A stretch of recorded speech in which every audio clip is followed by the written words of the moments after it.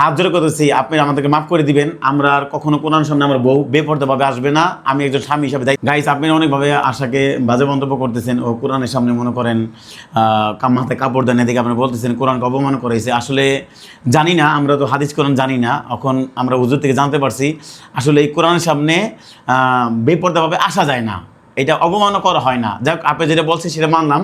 আমি আমার বউকে জিজ্ঞাসা করতে, আশা তুমি যে আজকে হুজুর সাথে কথা বলছো, আজকে তোমাকে হুজুর কি বলছে? হ্যাঁ, অবশ্যই বলছে যে আসলে কোরআনের সামনে আসলে বেপর্দাভাবে আসা ঠিক না। আপনি অবশ্যই পর্দা করবেন। আর আপনার বাচ্চাতে মাদ্রাসায় দিয়েছেন, কেন আপনি বেপর্দাভাবে থাকেন? এটা তো আপনার গুনাহ হয়। যাই হোক, আপনাদের কাছে আমি অনুরোধ করতেছি, কি জানি কয়, আমি আর কোনো সময় বেপর্দাভাবে কোরআনের সামনে আসবো না। আর বিশেষ করে তো আপনারা হয়তো আমাকে ক্ষমা করে দিবেন, কিন্তু আমার মালিকে কি আমাকে ক্ষমা করবে বলেন? আমি তো জানি না আমার মালিক আমাকে আর ক্ষমা করবে গাইস, কিনা। আরেকটা কথা হলো, আমি আর আশা মিলে দুজন মিলে আমি আপনাদের হাত ধরে করতেছি, আপনি আমাদেরকে মাফ করে দিবেন। আমরা আর কখনো কোরআন সামনে আমার বউ বেপরোয়াভাবে আসবে না। আমি একজন স্বামী হিসাবে দায়িত্ব নিলাম, আর আপনারা আমাদেরকে মেনে নেবেন। আর দ্বিতীয় কথা হইলো, আমার বউ এটা অপমানও করে নাই, এটা জাস্ট হইলো আপনার কোরআনের সামনে বেপরোয়াভাবে আসা যায় না, এটা গুনাহ হয়, এইটাই আর কি। যাই হোক, আমি তবু আপনার কাছে মাপ চাই নিলাম, আপনারা আমাদেরকে মাফ করে দিবেন। আচ্ছা, তাহলে আজকের থেকে তুমি বলো, আর কখনো তুমি কোরআনের সামনে বেপরোয়াভাবে আসবে না, যেহেতু তোমার বাচ্চা মাদ্রাসা পড়ে, আর যেহেতু তোমার স্বামীও টুপি পাঞ্জাবি নিয়ে ঘুরে। হ্যাঁ, অবশ্যই এখন আমি বিয়ে করে ফেলাইছি, অবশ্যই এখন আমার স্বামী সন্তান আছে। আর আমি এখন বেপর্দাভাবে চলবো না, ইনশাল্লাহ পর্দা নিয়ে আসবো। আর অবশ্যই আপনারা এখন আমাকে মেনে নেবেন, আমি আশা করি। কিন্তু আপনারা আমাকে আর বাজে মন্তব্য করবেন না।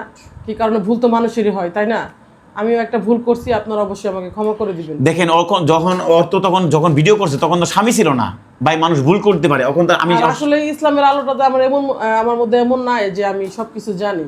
হয়তো মানুষ থেকে তো মানুষ শিখে, এই তো আপনাদের থেকে শিখলাম, আর নেক্সটে ভুল। আমি আলহামদুলিল্লাহ আপনাদের কাছে জানতে পারলাম অনেক কিছুই। আর একটা কথা হলো কি, এখন ও তো তোর স্বামী ছিল না, হয়তো ভুল করতেই পারে।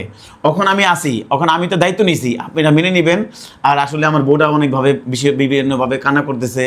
আসলে কোরআনের সামনে আমি এটা কি অবমান হইলো কি না আমি জানি না, ঠিক অনেকেই তো ওইভাবে করে। ক্ষমা করে দেবো, কিন্তু সবাই কমে ক্ষমা করবে ইনশাল্লাহ, তুমি কান্না করো না, আল্লাহ ভরসা। আর দেখেন, ও এই যে কান্না করতে চোখটি ফুলে ফুলে গেছে গা, আমার খুব কষ্ট লাগতেছে। আমি একজন স্বামী হইয়া আসলে ওর কান্না আমি দেখতে পারতেছি না, আমার এতটা খারাপ লাগতেছে। গাইস, আপনারা তাহলে আর কখনো বাজেভাবে মন্তব্য করবেন না, আমার বউকে মেনে নেবেন।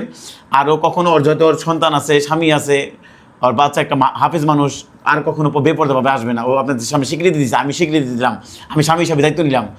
আর এই জন্য আপনাদের কাছে আমি নিজেই হয়ে মাপ চাইতেছি, আপনারা মাফ করে দিবেন আমার বউকে। আসলে যত ওর স্বামী ছিল না এই ভুলটা করছে, ওর গার্জেন ছিল না, ও একটা নারী ঢাকা শহরে থাকে, ভুল করতেই পারে। যা ভুল যত করছে আপনারা মাফ করে দিবেন।